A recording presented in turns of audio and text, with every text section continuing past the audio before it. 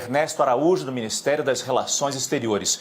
Todos sabemos a enorme pressão que esse ministro vinha sofrendo nas últimas semanas. Pressão por todos os lados. Pressão do Congresso, pressão de outros ministros, pressão de empresários.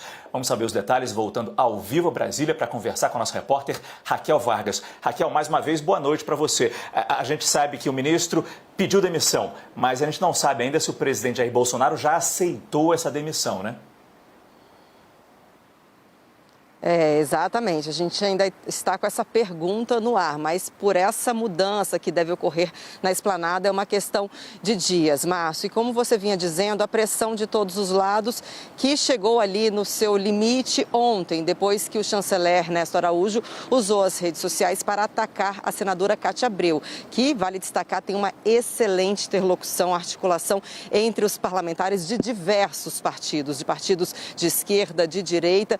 Ele foi às redes sociais dizer o seguinte, que em uma reunião de 3 horas com a senadora, que é presidente da Comissão de Relações Exteriores, pouco ou nada se falou de vacina, mas sim do 5G chinês, fazendo uma insinuação de que ela foi para fazer um lobby pelo 5G chinês. E aí isso gerou uma repercussão muito negativa. O Senado se uniu em torno da senadora Cátia Abreu. O presidente do Senado, Rodrigo Pacheco, também foi às redes sociais e disse que desqualificá-la atinge todo o Senado Federal. Esse coro a gente viu crescendo nas redes entre os parlamentares de diversos partidos também, defendendo a senadora. E você disse, Márcio, diversos episódios na semana passada, ele foi questionado ali, tanto na Câmara quanto no Senado, sobre a atuação da pasta, e o Itamaraty é visto aí como um entrave. Na verdade, a postura dele, né, nas relações com outros países é visto como um entrave na aquisição, na aceleração para a entrega das vacinas, dos insumos, na relação com a China, que é um grande parceiro comercial do Brasil e também exportador de IFA,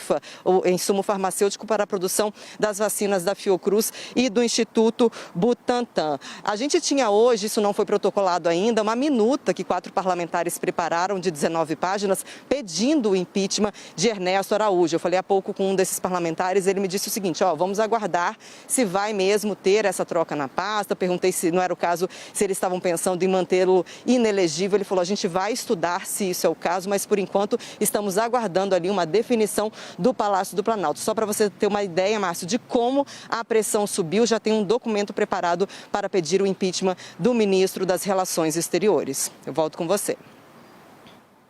Ele não tinha como mais resistir a essa pressão que, de novo, vinha de todos os lados. Por isso a gente volta a conversar com os nossos analistas, começando com você, Yuri Pita. A pressão do Centrão era enorme, a gente sabia disso.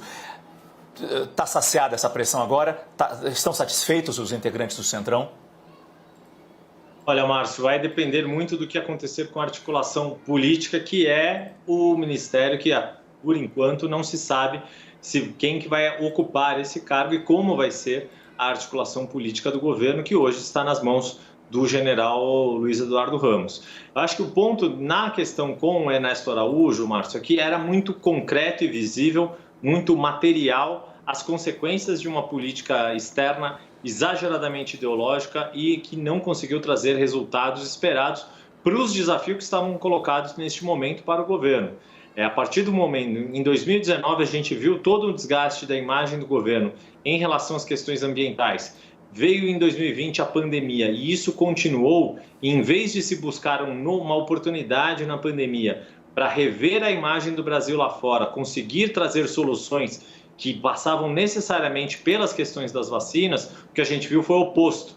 O Itamaraty, comandado por Ernesto Araújo, dobrou a aposta no caminho ideológico, manteve o questionamento aos órgãos multilaterais e isso não agregou nada, ao contrário, dificultou o acesso do Brasil a vacinas, que concretamente é o que todos nós precisamos agora, e é esse espírito da necessidade de vacinas e ficar claro que houve problemas sim na condução da política externa nesse episódio que é crucial para o que o Brasil está vivendo e para o que o mundo está vivendo, que a situação de Ernesto Araújo ficou completamente insustentável e daí essa é aí sim a oportunidade que o grupo político que a gente chama de Centrão viu de demonstrar ali que o Congresso está fazendo a sua parte.